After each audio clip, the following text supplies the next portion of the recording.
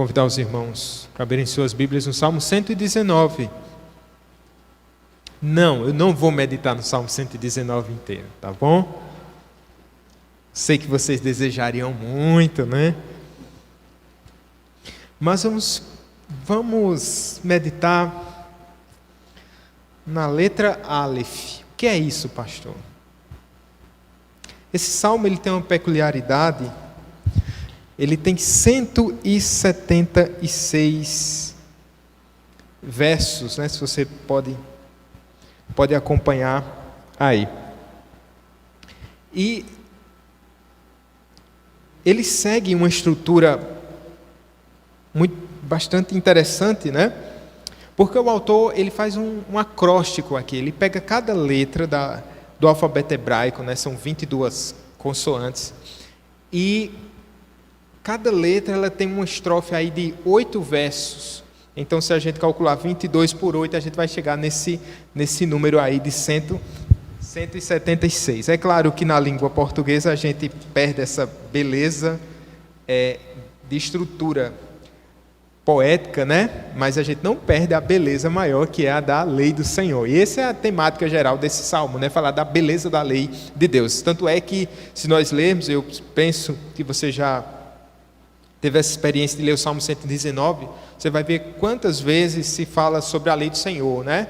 Os decretos, né? Vai falar sobre os mandamentos, sobre a lei, juízos, são todos termos aqui correlatos, né? Que tratam sobre a lei do Senhor. Então, a primeira letra tem esses primeiros 8 versos, vamos ler. Por isso que eu disse Aleph, né? É uma das poucas coisas que eu lembro do hebraico ainda, é a primeira letra do alfabeto, né? Aleph. E nem som tem o Aleph, viu? Diz assim: bem-aventurados os irrepreensíveis no seu caminho, que andam na lei do Senhor. Bem-aventurados os que guardam as suas prescrições e o buscam de todo o coração. Não praticam iniquidade e andam nos seus caminhos. Tu ordenastes os teus mandamentos para que os cumpramos à risca. Tomara sejam firmes os meus passos, para que eu observe os teus preceitos. Então, não terei de que me envergonhar quando considerar em todos os teus mandamentos. Render-te-ei graças com integridade de coração. Quando tiver aprendido os teus retos juízos, cumprirei os teus decretos. Não me desampares jamais. Vamos orar, meus irmãos. Mais uma vez, bendito Deus, nós pedimos que o Senhor nos abençoe, Pai, nessa meditação da Tua Palavra, desse salmo precioso que fala da beleza da lei do Senhor. Pai, que o Senhor desvenda os nossos olhos para que possamos ver as maravilhas da Tua lei e que possamos nos deleitar nela e que possamos ser habilitados, ó Pai, a cumprir de maneira graciosa, Pai, com essa obediência evangélica, os teus mandamentos, que são para o nosso bem, em nome de Jesus, amém. Pois bem, irmãos, o Spurgeon fala que esse salmo é o alfabeto de ouro, justamente pelo que eu acabei de explicar para vocês, dessa estrutura, né? dessa língua hebraica, mas mais do que isso, é o alfabeto de ouro, porque trata da lei, da beleza do Senhor. E é ouro para nós, é precioso para nós. A lei do Senhor, ela é preciosa para nós. Não somos antinomistas, como quem que diz assim, hoje o importante é amar a Cristo e os mandamentos lá do Antigo Testamento, alguns dizem assim, eles não servem mais para nós. Também não somos legalistas no fato de entendermos que é no ato de cumprir a lei que nós somos salvos, não é isso. Mas acontece que o Senhor nos resgatou da maldição da lei. Paulo vai dizer isso aos Gálatas, ele nos resgatou da maldição da lei, sendo castigado, né? Maldito todo aquele que for pendurado no madeiro, e por causa dos nossos pecados, Cristo foi pendurado no madeiro. Então essa lei que tinha prescrições que eram pesadas contra nós, porque nós não temos condições de obedecê-la, nós somos resgatados da lei, do rigor da lei, e agora o Senhor Jesus nos devolve a lei, né? Como agora com a disposição correta, com a obediência evangélica, nós podemos chegar até a lei do Senhor, dizendo assim: eu não consigo cumprir o mandamento, mas Cristo cumpriu no meu lugar, e Ele me devolve essa lei, para que eu com prazer e com alegria busque satisfazer ao meu Deus, busque ter uma vida de santidade, uma vida de obediência. Então, esse relacionamento através da lei se dá por meio do Senhor Jesus Cristo. Vamos ver algumas coisas aqui nesses versos. A primeira coisa que eu quero ver com vocês é que o amor à lei traz felicidade. É isso que ele vai dizer no início dos 2 primeiros versos aí. Bem-aventurados os irrepreensíveis no seu caminho, que andam na lei do Senhor. E no verso 2 ele repete: bem-aventurados os que guardam as suas prescrições e o buscam de todo o coração. Talvez você se lembre que quando a porta de entrada dos salmos é uma bem-aventurança, né? O salmo primeiro é o salmo do bem-aventurado. É daquela pessoa que tem essa alegria na lei do Senhor. É interessante que essa alegria, o primeiro Adão sentiu esse prazer, essa alegria foi momentânea. Ele foi bem-aventurado enquanto observou e teve prazer na lei do Senhor. No entanto, isso foi, pela sua desobediência, essa alegria do prazer na lei do Senhor agora se volta contra ele, como que dizendo: agora ela é contra mim. Porque aquele que comer do fruto, ele vai morrer, ele vai ser castigado. E agora ele não tem mais essa condição. E talvez a gente possa pensar em Adão como aquele que desejava cumprir a lei do Senhor, mas não tinha mais essa condição. E no seu coração ele não tinha mais essa possibilidade de cumprir com perfeição os mandamentos de Deus, assim como um homem sem Deus, que ele pode olhar para a lei do Senhor e ele pode desejar tanto: eu queria cumprir o mandamento do Senhor, mas eu não consigo de maneira nenhuma, eu não tenho essa habilidade, eu não tenho essa condição, a não ser que ele se enverede por um caminho de legalismo, ou então ele não tem um entendimento claro do que é guardar à risca a lei do Senhor. Alguns fazem isso observando a 2ª tábua dos mandamentos, do meu compromisso para com o próximo, e alguns se valem disso, e é claro que nem nessa tábua a gente consegue passar ileso. E eles dizem: eu consigo amar o próximo, eu nunca fiz isso contra o meu próximo, nunca fiz aquilo, mas não conseguem entender o rigor dessa lei, que no ato de pensar contra Deus, no ato de falar, nós podemos tropeçar, e não há um justo sequer. Veja, Adão ele fez isso, teve a sua época mais importante, mais feliz, que era cumprindo os mandamentos do Senhor. Se hoje alguém que nos escuta, que nos vê, nos assiste nessa noite, está afastado dos caminhos do Senhor, geralmente, se essa pessoa, alguns pensam assim: a melhor época da minha vida foi a época que eu estava, alguns dizem, na época que eu estava na igreja. Na verdade, alguns querem dizer na época que eu tentava cumprir o mandamento do Senhor. E certamente essa foi a época mais feliz da vida de Adão. Veja a sua vida é melhor agora, como bem-aventurado que você é seguindo a Cristo, ou você é daqueles que pensam que lá atrás era melhor? Eu era feliz no passado. Irmãos, de fato, podemos até dizer que em algum momento fomos felizes no passado, mas hoje somos mais do que felizes, porque essa é a bem-aventurança, esse é o termo aqui, é uma felicidade que extravasa e supera qualquer limite de felicidade mesquinha desse mundo. Charles Spurgeon, ele diz assim: do modo como Davi, aqui eu faço um parênteses, uma observação importante. Spurgeon ele entende esse salmo como sendo escrito por Davi, isso não é unanimidade. Alguns entendem que esse salmo foi escrito por Jeremias, outro pelo escriba Esdras. O fato é que não tem aqui essa composição, quem compôs esse salmo. Mas, seguindo Spurgeon, ele diz assim: do modo como Davi começa seu salmo, os jovens deveriam começar suas vidas, os recém-convertidos deveriam iniciar sua profissão de fé, todos os cristãos deveriam começar cada dia. Assentem seus corações como o primeiro postulado e sólida regra da ciência prática, que santidade é sinônimo de felicidade. Lindo isso, né? Santidade é sinônimo de felicidade.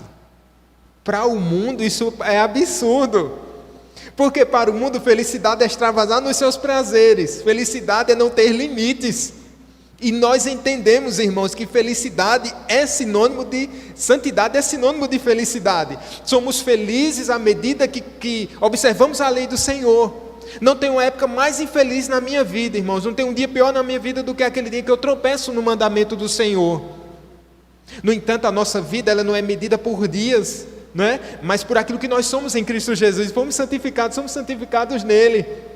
Mas nós temos essa alegria. Senhor, podemos orar nessa noite: Senhor, dá-me mais da tua alegria. E nesse sentido nós queremos dizer ao Senhor: Senhor, me dá mais de santidade, mais da tua presença, que eu reflita mais a glória de Cristo. E como refletir a glória de Cristo, se não através de uma vida de santidade? Santidade é sinônimo de felicidade. Como é que isso se revela?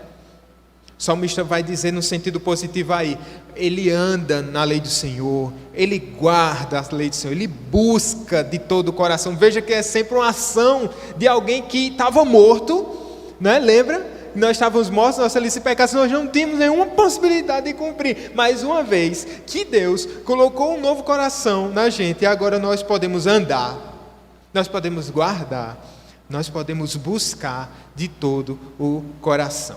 Ele fala no sentido negativo também, no sentido de não pratica a iniquidade. Então, não é só o fazer e o desejar, mas a vida do crente é feliz à medida que ele despreza coisas que desagradam ao seu Senhor. Não é só fazer, mas o deixar de fazer também, coisas que desagradam. Talvez coisas do passado que fazíamos, que desejávamos e que supria a nossa, de alguma maneira, alimentava a nossa carne.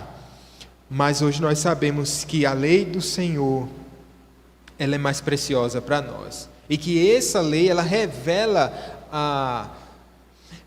o próprio ser de Deus, os seus atributos, né? A sua perfeição. Vamos ver um segundo ponto aqui, irmãos. Nós vimos que o amor à lei traz felicidade. E aí você vai pensando: será que você se sente feliz hoje, cumprindo a lei do Senhor? E se você está infeliz, eu queria que você pensasse: talvez o motivo seja porque você tem desprezado a lei do Senhor. Isso traz infelicidade. No segundo lugar, eu quero ver com vocês que a exigência da lei mostra que dependemos do Senhor. Porque a lei exige de nós algo. Qual é a exigência da lei? Veja o verso 4. Tu ordenastes os teus mandamentos. É uma ordem, né? Isso foi determinado pelo próprio Deus. O Senhor ordenou os seus mandamentos. Para quê? Para que os cumpramos à risca. Esse é o resumo dos mandamentos do Senhor. Nós temos aqui o mandamento como a forma que Deus usa para refrear a maldade do homem através dos seus mandamentos. Mas aqui nós podemos ver que Ele determina os seus mandamentos para que os cumpramos à risca. E o que é cumprir à risca? É fácil entender isso, né? Ponto, vírgula por vírgula. Mas seja sincero, por mais que você se esforce, por mais que você tenha épocas assim de comunhão com Deus, participando das quartas-feiras, sem perder uma quarta-feira, sem perder uma escola bíblica, fazendo suas devocionais todos os dias, lendo a Bíblia dentro daquele cronograma que você começa o ano, né? Alguns desistem lá no meio de abril, outros chegam até agosto, outros conseguem finalizar, né? Mas suponhamos que você de fato tem cumprido isso, essa agenda, e tem tido uma vida séria na presença de Deus. Nós, se formos sinceros, sabemos que nós não temos cumprido à risca. Até tentamos, mas não conseguimos. Eu penso nessa tentativa de cumprir a lei do Senhor, como exemplo. Certa vez, nesses dias eu contei até para o pastor Flauber. Uma vez nesses dias eu estava na Alça Sudoeste, e aí vinha um caminhão na sua mão, né? E aí ele estava com o farol aceso durante o dia. Like, né? Se Heitor fosse falar, dizia like, papai, tá certo. Ele estava com o farol aceso nessa via, era obrigatório, mas tinha um probleminha. Um dos faróis dele estava queimado. Dislike. Ele estava certo no sentido de cumprir, né, a exigência, mas é errado porque um dos faróis estava apagado. Eu penso, muitas vezes somos assim. Tentamos cumprir o mandamento do Senhor, talvez o motorista estivesse, eu estou bem, está ligado, está certo, está mostrando no painel, mas quando for olhar, lá estava queimado um, então isso era passível de punição. Irmãos, então nós somos assim, cumprimos a lei aqui, mas tropeçamos ali, nos esforçamos aqui, mas é o que Tiago vai dizer, se nós cumprimos toda a lei do Senhor, e se a gente tropeçar em um dos mandamentos aí, nós somos culpados, não tem para onde. O melhor de nós não consegue observar os mandamentos de maneira perfeita. Isso é frustrante. É e não é. Ficamos frustrados porque isso demonstra um desejo de agradar a Deus. Por outro lado, na minha frustração, eu me lembro que na plenitude do tempo, o Deus se fez homem, pisou essa terra e Ele cumpriu cada ponto, cada vírgula dessa lei. Sabe o que é que o salmista faz? Diante dessa impossibilidade, dessa fragilidade dele, dessa frustração talvez, ele ora, no verso 5 ele diz assim: tomara sejam firmes os meus passos, para que eu observe os teus preceitos. O que é isso, irmão? Senão uma oração, uma expressão de um lamento de dor, por sentir que não guardava os preceitos de Deus diligentemente. Então ele ora, diz assim: tomara, Senhor, sejam firmes os meus passos. Tomara que eu consiga, Pai, te agradar com minha vida. Tomara que eu consiga ter sempre o mesmo prazer na lei do Senhor, o mesmo entusiasmo, a mesma diligência, a mesma perseverança, o mesmo apego. Tomara, Senhor, tomara. Você tem orado assim, meu irmão? Você tem orado assim? Lembre-se do seu primeiro encontro com a lei do Senhor.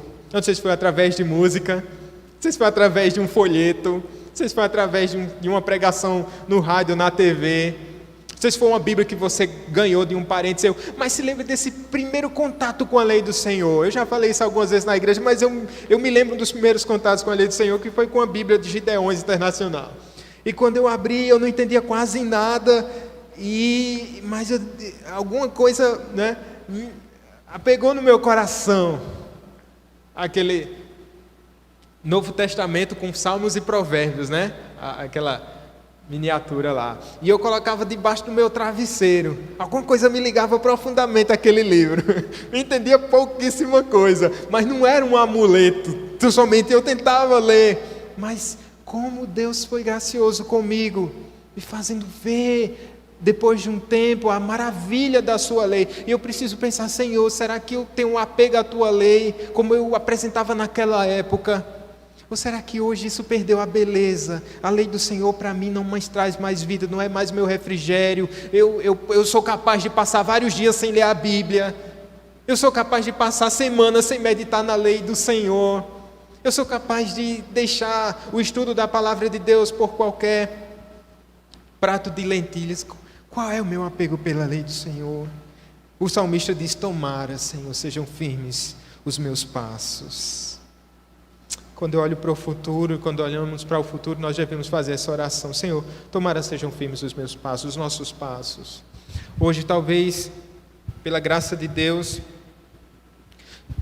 temos essa diligência, mas olhamos para o futuro, dizendo: Senhor, tomara que o mesmo prazer que eu tenho hoje na lei do Senhor, que meus filhos têm hoje na lei do Senhor, que a igreja do Catolé tem hoje, tomara que daqui a 10 anos, daqui a 20 anos, daqui a 30 anos, nas próximas gerações, eles tenham o mesmo apreço, o mesmo apego, o mesmo amor por essa lei bendita. Que seja para sempre, irmãos, o nosso prazer, a lei do Senhor. Que seja isso o nosso prazer. Temos a certeza, e eu cito Spurgeon, fui muito influenciado por ele nessas leituras, e ele diz assim: somente aqueles que são guardados pelo poder de Deus para a salvação é que serão capazes de guardar seus testemunhos. Somente aqueles que foram guardados por Deus para a salvação serão capazes de guardar o seu testemunho. Isso traz alento para você?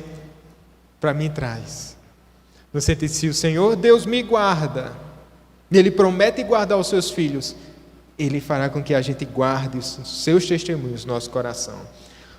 Vamos para a última parte, irmãos. Quero mostrar aqui os benefícios futuros, os benefícios por vir daqueles que observam os mandamentos. Há um benefício no presente para quem guarda a lei do Senhor. Não entra em encrenca tão facilmente. Está crescendo em santidade, em fé. Ele tem mais força para lutar contra o pecado. Tem a alegria de não ser mais escravizado pelos prazeres desse mundo vil. Está crescendo em graça. Então há um fruto hoje para a igreja, para a vida de quem é diligente e que ama a lei do Senhor. Mas o salmista agora ele vai usar sempre os verbos. Observe que ele vai falar no futuro, né? E olha o que ele vai dizer: não terei de que me envergonhar. E aí eu estou lendo o verso 6. Então não terei de que me envergonhar quando considerar em todos os seus mandamentos. Eu não terei de que me envergonhar. Irmãos, o pecado traz vergonha para a gente, os tropeços. Pedro se envergonhou, né, porque traiu o Senhor Jesus. Quando pecamos, ainda que não tenhamos, ninguém sinta vergonha da gente, a gente sente vergonha. É como se todo mundo soubesse aquilo que a gente faz. E de alguma maneira esse é um constrangimento que deve acontecer na vida do crente. E principalmente em saber que o Senhor Deus, a sua santidade foi ferida. Nós nos envergonhamos. Mas Ele diz: eu não terei de que me envergonhar. E a gente pode pensar, como aplicação disso, no dia que estivermos diante do tribunal do Senhor Deus, não teremos o que nos envergonhar. Pela graça do Senhor, por Cristo ter pago em nosso lugar, levado essa vergonha do pecado. Lembre-se que foi uma vergonha, né? Motivo de vergonha e dor, nosso Cristo na cruz do Calvário. Que vergonha! Como alguém que foi tido como o pior dos criminosos ali. Que vergonha! Entre céus e a terra, o Filho de Deus pendurado. O pecado nos causa vergonha. Eu me lembro de uma história de um pastor, um dos pastores mais piedosos que eu conheci. Ele faleceu até ano passado, o pastor Luiz Ricardo. Ele envolvido lá com CPO, e uma vez ele contava bastante histórias da vida dele, e uma vez ele falou que um diácono, tenho que ter cuidado só para não me alongar, já passei de horário ali, um diácono chegou para ele e disse: pastor, eu vou na sua casa à tarde. Aí ele disse: está certo, eu vou ficar esperando você. Te esperando. Aí ele ficou em casa, ele disse que se escorou lá, e ele disse assim: eu não posso dormir. Aí começou a dormir. Aí daqui a pouco o diácono chega na casa dele, ele fica aperreado de alguma forma, querendo mostrar que estava de prontidão ali, esperando. Aí o diácono fez a pergunta. Toda vez que a gente não quer contar uma coisa, alguém geralmente pergunta, né? Pastor, o senhor estava dormindo? Ele disse: não. E aí passaram os dias e ele chorou de vergonha, né? E depois de alguns dias disse: eu tenho que falar com esse diácono, eu tenho que falar com esse irmão. Depois de alguns dias ele chamou o irmão, disse: meu irmão, naquele dia que eu disse que eu não tinha dormido, eu tinha dormido naquela tarde. Não seja um homem piedoso, cheio da graça de Deus, mas a gente tropeça, não é? Traz vergonha, o pecado traz vergonha, e o salmista está pensando assim: eu não terei de que me envergonhar. Ainda nesse processo, nesse tempo, sendo redimidos, ainda a gente se envergonha aqui e ali por coisas erradas que a gente faz, uma palavra, uma atitude, meu Deus. E ele diz: render-te-ei graças com integridade de coração. Hoje nós rendemos graças ao Senhor, irmãos? Sim, com integridade de coração, humanamente falando. Será que todas as vezes que nós cultuamos a Deus, estamos com essa disposição de coração, com essa vida no altar de Deus? Nem sempre. Espero que você tenha sempre essa disposição na presença do Senhor. Mas quanto a mim, nem sempre. Às vezes, no ato de adoração a Deus, nós estamos pensando em outra coisa. Às vezes a questão da obrigação sobrepuja a questão da adoração. Não que elas sejam antagônicas, mas o compromisso pelo compromisso nos rouba um verdadeiro motivo de estarmos aqui. Primeiramente, em adoração ao nome do Senhor. Isso acontece de diversas maneiras. Mas ele diz assim: eu vou te render graças com integridade de coração, onde o pecado não mais vai alcançar a nossa vida, onde nós não seremos mais tentados, onde nós não teremos mais esse desejo contra a lei do Senhor, nós vamos render graças ao Senhor com integridade. Se hoje render graças ao Senhor é bom com todas as nossas limitações, imagine quando esse salmista diz assim: tomara, esse dia vai chegar, onde renderemos graças em total santidade. E no finalmente ele diz assim: cumprirei os teus decretos, não me desampares jamais. O salmista aqui, é importante a gente pensar que ele não está fazendo uma promessa sem jeito. Sabe, uma promessa daquela pessoa que diz assim: olha, eu estou fraco na fé, mas diga ao pastor que eu vou voltar para a igreja, e eu vou voltar para os departamentos. Não é essa promessa vazia que o salmista está fazendo, mas é alguém que sabe que essa obra do Senhor ela há de ser concluída, que sabe que o Senhor há de sustentá-lo até o fim, e sabe que ele vai ter a possibilidade de fazer, de ser, de cumprir, de render graças ao Senhor. Hoje nós nos esbarramos nas nossas limitações, pela graça de Cristo caminhamos, mas um dia seremos como Jesus Cristo é, como aquele a quem nós olhamos hoje, que cumpriu a lei do Senhor, e um dia, hoje nós estamos sendo transformados de graça em graça, de glória em glória, e um dia seremos semelhantes ao Filho de Deus. Amém, meus irmãos? Vamos encerrando aqui, só pensando algumas coisas. Você ama a lei do Senhor? Será que amamos a lei do Senhor? Será que nos esforçamos em obedecer essa lei? Será que isso tem trazido alegria ao nosso coração? Ou será que o fato de andarmos tristes não tem a ver com a falta de prazer, com o desvio do mandamento e da lei do Senhor? O amor à lei traz felicidade. Não se esqueça, se o seu coração tem encontrado felicidade em qualquer outra coisa senão na lei do nosso Cristo, o seu coração precisa ser consertado, nosso coração precisa ser corrigido. Você não consegue cumprir a lei do Senhor, nós não cumprimos, nós precisamos voltar para o Senhor em oração. Senhor, tomara. E quando pedimos isso, nós temos a certeza que o Senhor nos dará condição hoje, nos transformando de glória em glória, fé em fé, e um dia seremos como Cristo é, perfeitos para a glória de Deus. Os mandamentos do Senhor são incomparáveis, irmãos. Vamos orar finalmente, pensando nisso, pensando na lei do Senhor. Senhor, me traz alegria, o prazer por essa lei preciosa, Pai, para que eu possa ter meus passos sendo preservados, para que eu possa estar sendo santificado.